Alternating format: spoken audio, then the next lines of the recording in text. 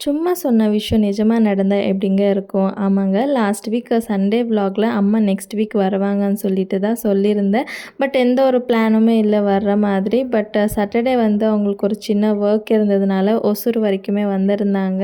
சரின்ட்டு அப்படியே வீட்டுக்குமே வந்திருந்தாங்க. சண்டே மார்னிங் எந்திரிச்சது சீக்கிரமா எந்திரிச்சிட்டோம். அப்படியே கதை பேசிட்டே உக்காந்ததுல டைமே போனதே தெரியல. பிரேக்ஃபாஸ்ட்டும் இல்லாம, லஞ்சும் இல்லாம பிரஞ்ச் ஒரு 11:30 போல தான் சாப்பிட்டோம்.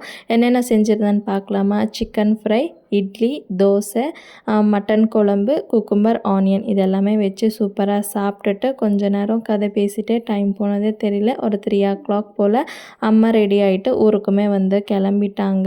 வீட்டு முன்னாடி நெல்லிக்காய் மரம் இருக்குன்னு தெரியும் இல்லையா? அதில் அப்படியே கிரேப்ஸ் காய்ச்சி தொங்குற மாதிரி அவ்வளோ நெல்லிக்காய் காய்ச்சிருக்கு. கொஞ்சமாக அம்மாவுக்கு பிச்சு கொடுத்து விட்டேன். இதை யூஸ் பண்ணி ஊறுகாய் எப்படி பண்ணுறதுன்னு சொல்லி நான் நெக்ஸ்ட் வீடியோவில் போடுறேன். ஸோ மிஸ் பண்ணாமல் பார்க்குறதுக்கு சேனலை சப்ஸ்கிரைப் பண்ணிக்கோங்க. பாய்.